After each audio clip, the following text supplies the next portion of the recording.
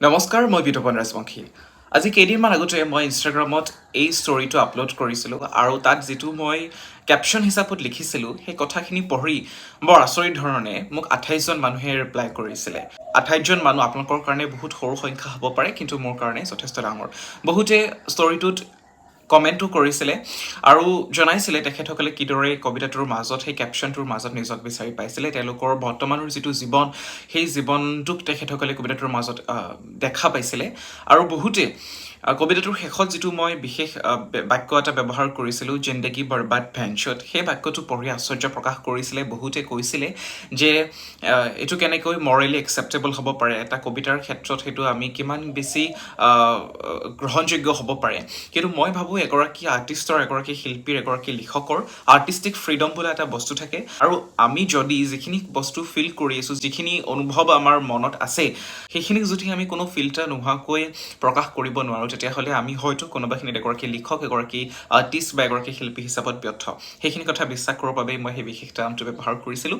যি কি নহওক, বহুতেই ভাল পাইছে কথাখিনি পঢ়ি। এতিয়া কথাটো এইটোৱেই যে আজিৰ পৰা কেইদিনমান আগতে মই মোৰ ইনষ্টাগ্ৰাম হেণ্ডেলৰে এটা বিশেষ পষ্টত মই মোৰ সেই কবিতাটো সংলগ্ন কৰিছোঁ। এই পষ্টটোত আপোনালোকে সম্পূৰ্ণ কবিতাটো পঢ়িব পাৰিব। যি কি নহওক, আপোনালোকে যিহেতু ইমান বেছি ভাল পাইছে, সেই কবিতাটোৰে এটা আবৃত্তি ভাৰ্জন এটা আপোনালোকৰ সন্মুখলৈ আগবঢ়াইছোঁ। আশা কৰোঁ আপোনালোকে উপভোগ কৰিব। ধন্যবাদ।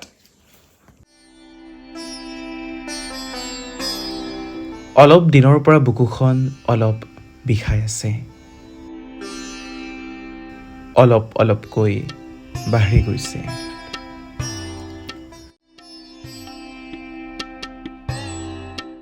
কাজি নেমুৰ চিটিকনি পৰি উৱলি যাব খোজা পক্ষাঘাতৰ ঘাঁ এটুকুৰাৰ দৰে বাঢ়িছে, টান হৈ আহিছে। কালিও একেদৰেই চিগাৰেট এৰি দিছিলোঁ, আজিও এৰি দিছিলোঁ চিৰদিনলৈ। তথাপি দুদিনত মোৰ যন্ত্ৰণাৰ সংখ্যা 18, গড়ে নবাৰকৈ মৰো যেন। প্ৰাপ্তবয়স্কৰ পাপত ভোগা অহংকাৰ এটাৰ দৰে ধোৱাৰ কি ৰাগ, কি অভিমান 18 টকীয়া যৌৱনৰ।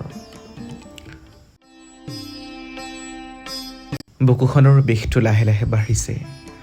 গোবৰ লেপি শীত কৰি থোৱা মাটিঘৰ এটাৰ দৰে মোক অলপমান তোৰ প্ৰয়োজন হৈছে, সেয়া বাৰু পিছৰ কথা। ডাঠ মলম এটাৰে যদি কলিজা সানি থব পাৰি কৰ্কট নলগাকৈ, মোক থবলৈ দেচোন। এবাৰ কৈছা না দোস্ত, মীনা বজাৰৰ লাটুমটোৰ দৰে তই অলপ ৰৈ ঘূৰি আহিবি। ডিয়াৰ জিন্দগী, আঠমহীয়া সংগমৰ গৰ্ভত লুকাই ৰখা মাত তোৰ আজিকালি নুশুনো। কি আচৰিত। কালি বৰকৈ কাঢ়িছিলোঁ, বুকুৰ বিষটো বাঢ়িছে। সেইদিনা জালুকবাৰীত কিনা গুজৰাটী আম চকলিয়াই খাওঁতে তোলৈ মনত পৰিছিল উপজাৰ ৰাতি জন্মেজয়ী ৰজাৰ কাহিনী পঢ়োঁতে। বাউল গান এটা শুনোতে তোক চকামকাকৈ দেখিছিলোঁ।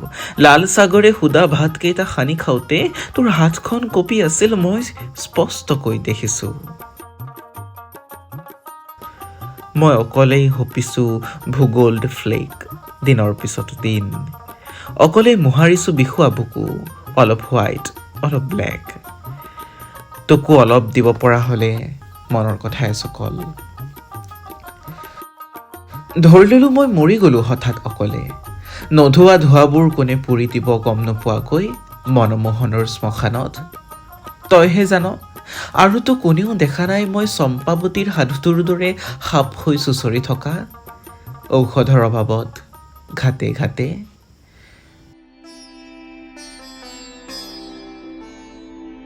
বুকুৰ বিষটো বাঢ়ি গৈছে। মই ভাল ল'ৰা হওঁ বুলিও হ'ব পৰা নাই। ধপাত লাগে পুৱাই পুৱাই মোৰ কি ব্যভিচাৰ আন্দোলন। কাবু হৈ যোৱা উঠে জপ কৰি থাকে, হাৰামজাদা মোক ধোৱা দে ধোৱা হপো মই জীয়াও অকলে। কি বিড়ম্বনা। বুকুখন চুই চাচোন এবাৰ, চাচোন মোৰ চকু দুটালৈ এবাৰ। জিন্দগী বৰবাদ ভেঞ্চত।